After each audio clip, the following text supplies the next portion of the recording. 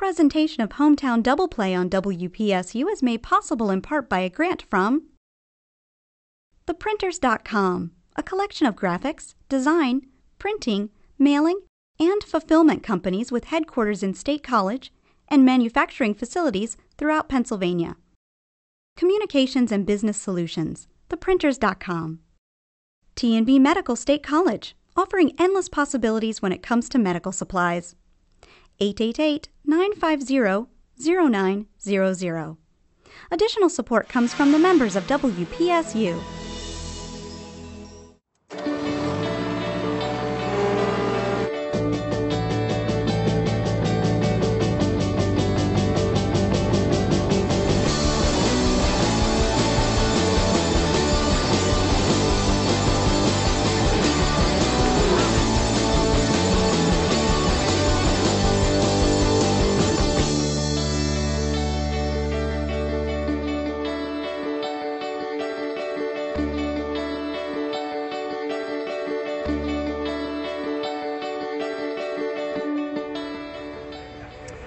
Winter in central Pennsylvania. Snow, sleet, freezing rain, wind chills, really cold temperatures. Every baseball fan endures that, and then suddenly around February they hear the magic words that they ache to hear all winter. Pitchers and catchers report. Baseball right around the corner. Springtime right around the corner. They go through spring training, and then Altoona, for example, and the major leagues have already had their opening day. Well, here in State College in the middle of June, it's time for opening day. The grass is freshly cut. The bunting is now out. And there's a special feel that a new baseball season is about to get underway. For the fans, the opportunity to pour in here and get to know the players and get to know the manager. And that's what we're going to do in this chapter of Hometown Double Play. Meet the team, meet the manager, but also get the feel from the fans, because this is a magical time of the year. It's opening day. For the players, there's a lot to do before opening day. They have to do it in a short period of time. They get drafted, they negotiate a contract, they sign it, they finally arrive in the town they're supposed to, then they meet their host family, and then they get to play baseball.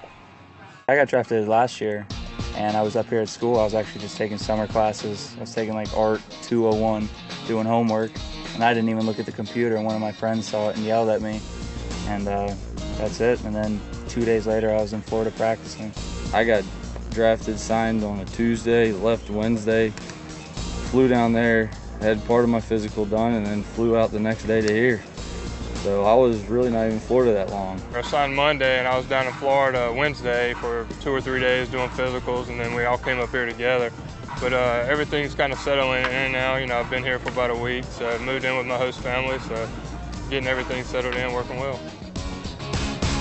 Well, when the fans go to the ballpark, they have to buy a program to find out who the players are. Well, guess what? It's a brand new season, and as the radio broadcaster for the Spikes, I have to find out who the players are. Not only that, I have to go in depth and find out a little bit more about them. How does it feel to be here? It's actually I'm originally from Maryland, so I'm not too far. I mean, beautiful place. Love it. Texas. Yes, sir. Bulldogs. Okay. Fastball, curveball, changeup. Okay. Were you top out in the fastball?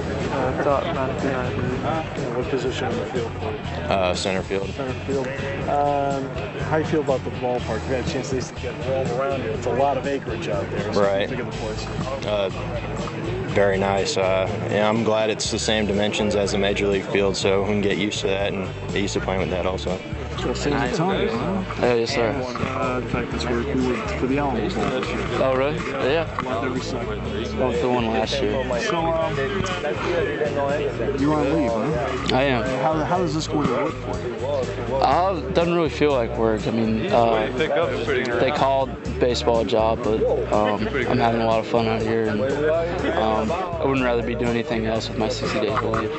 60 days. Okay. 60. Once you're done with 6-0, and then what do you do? I actually get an extension for baseball, so I'll get to play the full regular season, and then I'll head back and do a couple obligations that I have on the military side. Good to see you, Good to see you too. All right. Remind me of the pitches, buddy. The pitches I throw, Yeah, fastball, curveball, Yep, that's easy. changeup. One food over here. I do double duty. I guess I throw a splitter now. Okay, what's your off pitch? It's curveball, so. Good. How's it feel to be home? Okay, thanks a lot. Good luck this year. Really good. I know at the end of last year, I know you played it, now you feel that at least get a first shot here. Yeah. It's a little different of a feeling, but I think this is a better start in the season here than ending it. This is the State College Spikes dugout. This is where the team congregates between innings. On our last chapter of Hometown Double Play, we had an opportunity to see how the draft worked. Well, the players have now been drafted, and on top of that, the free agents have been put together. The team has met. They've already played their opening game. Now they're about to play their opening game here at Medler Field at Lebrano Park. It's also an opportunity for them to meet their new supervisor, their manager, and it turns out he's a veteran. The first 3 or 4 days here has just been getting through everything. There's such an overwhelming abundance of information and things that we have to cover before we actually get started and get into the season. There's just not enough hours in the day. So that's been the toughest part to this point. I guess the other thing is getting to know the players. We've got 30 kids here from all different backgrounds, all different parts of the United States, all over the country. And getting to know these kids, even just simply getting to know their names has been a real challenge. So we've had to do a lot in a short amount of time, and hopefully we're getting through it. A new season and a new manager for the State College Spikes. What do the Pittsburgh Pirates want Brad Fisher to do with this team? Basically, all that they've required or asked me to do is help these guys become professionals. As far as performance and teaching the game and making adjustments, we're really going to kind of just sit back and evaluate and help these guys get through the summer. But teaching these kids to be a professional, showing up on time, how to behave, how to act not only on the field but off the field is probably the most important thing we can do this summer. To put this costume on every day and come out and do this for a living, something that I simply love and simply enjoy, it's truly been a blessing. I mean, I enjoy coming out here and putting the uniform on every day and being around the players. And, I think this is, I don't think I've ever talked to anybody that wouldn't take my job. It's exciting, it's fun to do for everybody. As for his first impressions of his young team, I watch these guys run around the field. I see the size of them. I see the strength of some of them. I'm really encouraged by the athleticism. I know in our organization that's something we're shooting for, some bigger, stronger, faster kids, and we seem to have accomplished that in this draft. The other thing I guess I would have to say is the basic fundamentals of our hitters' swings. They're swinging real good right now. I'm very impressed with just the simple swing. They seem to have a pretty good knowledge of what they're doing, and it's something to build on. It's been refreshing, I will have to say. These kids come out here and you can't give them enough material, you can't overwork them. They're full of life and energy, they're hungry, and it's been fun to be out here with them every day. Having been around older players the last few years, sometimes they get a little bit stale. It's more of a job to them. These kids are excited to be doing this for a living and getting paid for it, and that's been the most invigorating thing to this point. opening day is exciting for the fans and the management. The players going through their professional debuts feel it as well. Before the game, you're not that excited. I mean, you're excited because the game's coming, but you don't feel it till you get in the field and you see. Actually, for me, it's a little bit different. I'm behind the plate, so I don't have to see everybody. But for all these guys in there, they have to see all the guys in the stands, and you hear this voice sometimes. You know, they cheer for you, or sometimes they're just not going to cheer for you because you're doing something bad. But it's pretty nice. It's a really good feeling. It's something. I mean, it's a good feeling because probably 99% of these people are cheering for you, for your team, for the Spikes. So you gotta give them a good show. You try to do your best every single time because they're coming here to see you and to see you win. So it's some kind of pressure too. Yes, sir. Definitely a little butterflies going. I'm not in the lineup, so that makes it a little easier. But just like Jamestown, the other day, never know when something will happen, and you have to come in and be able to go. So definitely looking forward to the opener. It was awesome to be in front of a huge crowd. A little nervous, just like naturally every first timer is. But it was exciting. You have support of the community. How do the veterans help the rookies get through the opening day jitters? The biggest thing is the pressure because it's so different compared to college. In college you're going to have those guys, throwing the fifth day and then they're not that good. Down here, they're here for a reason. Everybody has talent. So you're not going to see those 400 average. You're not going to see those 50 RBIs in 50 games. So the biggest thing for them, I think, it's what happened to me last year. It's just to get that pressure off and just keep going and play baseball and be sure when you're doing bad because here you're going to struggle a little bit. normally those guys in college, they never struggle. So you got to give them confidence, being a teammate. There's a couple of them that haven't even played in crowds of more than 100 people. So yesterday was really a day of breaking them in and getting them used to the nerves of people yelling. And, I mean, for the most part, all you can do is just pat them on the back and tell them to keep working if they do bad. And if they do good, just pat them on the back and say, good job. On opening day, you want everything to be special. That includes the ceremonial first pitch. The Spice went for a local connection with a national name, Larry Johnson of the Kansas City Chiefs. You have your fiancée with you tonight? Yeah, so hopefully I'm able to throw a good pitch, because if not, she's going to be on my tail all night. I was good. I played almost every position. I played first base, I was pitcher, catcher, and I was a lot more better in the outfield because I used to, because of my speed, I could track down balls, and it was fun to be out there. I didn't have to pay attention much. Sometimes I got caught looking up in the sky, daydreaming, so it was fun to, to play baseball. I had fun. LJ certainly knows how to carry the load for the offense in the field. Off the field, he knows the importance of giving back. My Growth and Legacy Foundation is usually just to help out inner city kids and help out single mothers, who have to develop more programs for these kids to get into other than them just hanging out in the street and getting into trouble. So we do a lot more as far as after school programs and making sure they're able to have fun in school, because that's what school's about. It's about education and academics, but it's also about having these kids having a fun time in school and be able to go to prom and those things and school dances and to be social. I don't want to make it seem like school is so hard for them that it's no fun. They make it fun for them. So that's usually what my foundation was about. You never know who will show up at the ballpark. You might see an Atlanta Braves fan that likes to fish at Spruce Creek. Former President of the United States and Nobel Peace Prize winner Jimmy Carter took in a game at Blair County Ballpark. Not every fan at the ballpark is famous like former President Carter. They have a passion for the game just like he does. Coming up, we'll get a chance to see you, the fans, up close.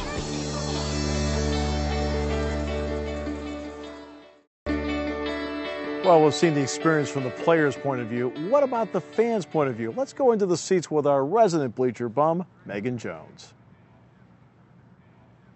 It's opening night tonight. For a lot of these Spikes fans, they've been coming to opening night since the very first one in 2006. It's something I look forward to all year. I truly do. I like that it's a town event, that it supports the community, that it's an opportunity to see people, meet new people, and just enjoy the camaraderie among everyone who not just loves baseball but loves the community. It seems like it's been a long time coming, but finally it's here. Penn State baseball is a nice fill-in, but it's nice when the Spike season finally opens here. The crack of the wooden bat can't be beat. It's much better than aluminum, believe me. And I grew up a Pirate fan, so it's been so meaningful to have the Spikes become a short-season Pittsburgh Pirate affiliate in the New York Penn League. And tonight's opening night, and I'll tell you, it's just wonderful. And to see the turnout tonight at this ballpark speaks volumes. I just wish it was like this every night. I mean, I try not to miss a game. Nothing beats coming to a ballpark like this to me on a summer night when it's so beautiful, and you can't have a nicer venue than this. And I just enjoy coming here and talking to the ushers, Paul Gable and some of the other people. I've just made so many friends. The social interaction you get here, just like tonight, seeing so many people that I got to see that I hadn't seen for a while that work for Penn State, it's just been wonderful. Opening night for Spikes fans means a new team full of new players. I like to do my homework. Tonight I'll get home, or tomorrow morning, and I'll look over the roster. And I got to meet some of the players this past Sunday when they had the meet and greet with the fans, and we had a team picture taken with the season ticket holders, and the players are always so nice. Opening night in State College is the beginning of a summer at the ballpark. So what keeps the fans coming back to the park? I love the setting. I love being able to watch the sunset over Mount Nittany while enjoying the game. I really particularly love that, where it was built. As a youngster, I played baseball and enjoyed it, but with the Spikes coming to State College, it's really renewed my interest in baseball. I missed one game so far in the previous 2 seasons. I'm here religiously just about every game because I just love it so much. I've been coming since the opening day in 2006. As a matter of fact, in 2006, I didn't miss a game. There's a lot of diehard fans in State College that rarely ever miss a game. but you could also say the same for some of the bleacher bums in Altoona. Just love the curve. Just enjoy the baseball, enjoy watching these players as they come in the beginning of the year, as they go out, and as they move on, and then it's good to see them come back again. I'm an Altoona Curve Booster Club member, and as many activities as possible that I can help support through either the curve itself or through the Booster Club. Since 2000, so that'll be my 8th. I've missed a few because I've been in the hospital surgery. I've sat in this same seat for 10 years. So I've got score sheets dating back to '99, and then I keep a file of all the drafts. I follow a lot of the kids that are drafted and kind of keep an eye on everybody. Really, at this level, when they get up to the bigs, I follow them, but it's not like down here. I really keep an eye on them down here. And, of course, the draft just happened, and I'll be glad to go to State College. I go up there a lot when our team's out of town. I winter in Sarasota, so I really baseball year-round except really November and December because the Pirates have mini camp in January. I only live 13 miles from Pirate City. My granddaughter's here. They're up from Palm Coast, Florida, and it's good to see them enjoy. And I think it's really the lifeline of professional baseball is the minor leagues. After 10 years, fans can develop certain game day rituals. We'll be here to the last out tonight, and then I moved from here up to 2 other positions before the game's over with. So I kind of follow it here because of the bullpen and watching our starting pitcher. I like to watch our starting pitcher and also their starting pitcher. And then, of course, move up about after the 7th inning, move to a different position. And then usually the last inning, I'm behind home plate watching the closers. We are in the video control room, the nerve center of Medler Field at Lugano Park, and we're here with the guy that's in charge of all the in-game scoreboard entertainment, Jon Foreman. So, Jon, tell us a little bit about the room and what happens in here. Well, just as you said, we like to say that this is the nerve center of the ballpark because basically during a game, everything that you see and hear, other than the game itself, comes from this room. You know, all the aspects of the video board run from in here, the music, PA announcers in this room. Closed circuit television is all generated from this room. It gets pretty busy in this room during a game, but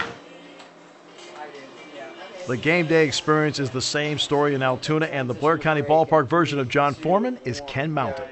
This year we're really going for a fresh look every game, so we're constantly updating things every day. It's new every night, new stuff with all of our sponsored stuff, and even we get a lot of stuff that we can throw in and kind of be really creative this year. In the ballpark here, we have 5 cameramen during each game. We have them set up at different points throughout the ballpark, and that is for our closed-circuit TV that can be seen through, we have about 100 TVs throughout the ballpark, and that's for the fans. If they're getting up, if they're going to get something to eat, they can still see the game and not miss any of the action there, right there on the concourse. And we get our live radio feed right through there, so they don't have to miss anything. All right, Jon, give us an example now. Say we want to call up Charge for the Charge? Yeah, all let's right. call up Charge. Well, Charge, we'd come over here. We have it all labeled by, we have different banks and different pages. Right now we're in the offense page, and then there's an organ button right there. All right, so we go to the organ button right and there. then we go to the organ, and then we have our organ music. All right. We've had a chance to get the view from the seats with the fans with Megan Jones, our resident bleacher bum. Now let's take a look at some other spectators. Spectators that have to be ready at a moment's notice. The guys in the bullpen. We pretty much, spend time with ourselves, and if the game's boring, we might catch a nap here or there. But we watch the game, analyze baseball, judge how people are doing, judge the swings of the batters. Pretty much have fun down there without any coaches. We have this little fun pack that we carry out there, and in it we have candy and crossword puzzles, and there's a lot of stuff to try to keep us occupied. We drink a lot of Red Bull to try to stay awake, because sometimes the game gets boring and we're out there in the corner, no one's really paying attention to us. We play a lot of games. One of my favorite games is a Would You Rather game. That's where we ask obscure questions. I mean, it's pretty interesting down there. You can say that sometimes we get delirious and a lot of crazy things happen. Various games we play and stuff. We take our gum wrappers, make lawn darts. We try to throw the ball in the air and have it land on the rafters and stay. A lot of various activities keep us busy.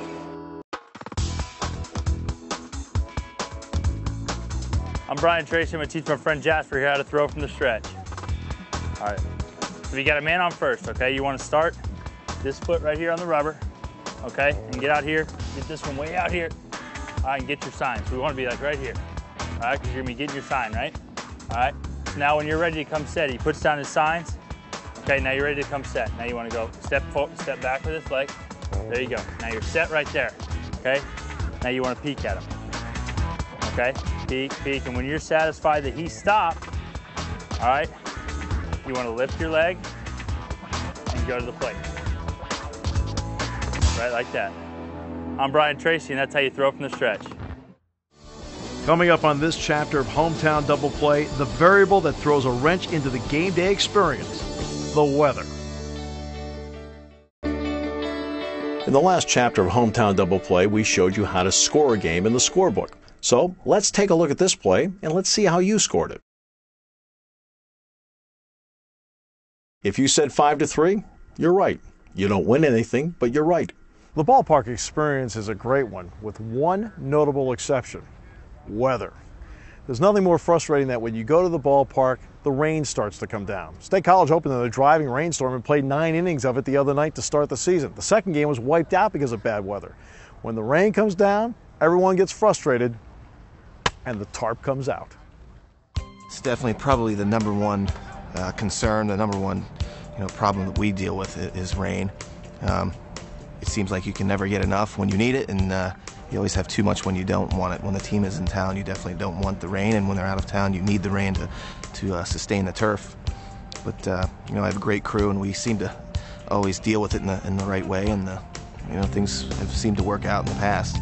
Everybody pretty much knows what they have to do. Irish is one of the best in the country doing what he does, and he keeps us on top of it from a standpoint of when it's going to fall out of the sky, and then we just get after it and do what we do. And that's where the relationships with the managers and the players come into effect. If you have good relationships, it's everybody just works together and knows that we're all in it together, and hopefully everything works out okay. But it's not fun, I'll tell you that right now. It's not one of the things where I wake up in the morning and go, wow, I can't wait to fight Mother Nature again. It's not a very fun part of the job. How tough is a rain delay on the staff, manager, and the players? Well, you see these right here, these little gray hairs in that bald spot? That's pretty much what it does. It makes a busy day even busier. It's very internally stressful. It just messes everything up, and Mother Nature is not my friend. I don't like her very much at all. But you can't control it, and it is what it is, and after all these years in the business, you just got to do your best and not worry about it as much as you can. And you don't just throw the tarp on the field. There is a method to the madness. Just try not to fall and get caught up under it. Keep your feet high, and make sure you don't ruin a lot of good shoes, which I've done over the years. So now I have to wear these duck boots. There is no doubt what baseball's signature moment is. It's the home run, the ability to step up and knock one out of here. And there are so many nicknames in baseball jargon for the home run. My favorite is pa la calle, which in Spanish means to the streets. Tater, bomb. We just like to say pa la calle or pa'l pueblo. Pa'l pueblo means out of town, so that's the way we say in Spanish. I don't know. Moonshot, I guess. I don't know. I like bomb. That's what I always use. All of us love home runs, but there's a group that doesn't. They're called pitchers. What do they call home runs? A dinger, a mistake, obviously. The one that got away. They're never fun, no matter what they're called. Let's take a look at the Pirates organizational report. Former Spike Bryant Friday was named to the Carolina League All-Star team. He couldn't play in the game because of an injury, but he's batting .300 this year. And Jim Nybrich also made the All-Star team in the Carolina League. Jorge Cortez was activated from the disabled list. TJ Beam was promoted to the Pirates, as was Niger Morgan. As for Mariano Salas, he was optioned to AAA Indianapolis. Well, we've had a great night here at Medler Field at Verano Park on opening night. You can't enjoy opening night any more than we did.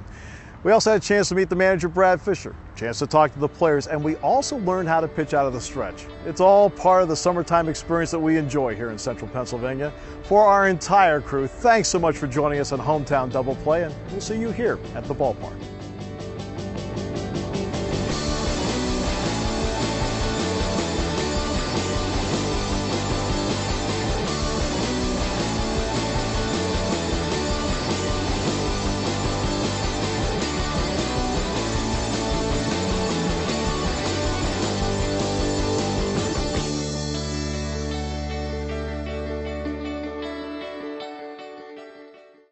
presentation of Hometown Double Play on WPSU is made possible in part by a grant from theprinters.com, a collection of graphics, design, printing, mailing, and fulfillment companies with headquarters in State College and manufacturing facilities throughout Pennsylvania.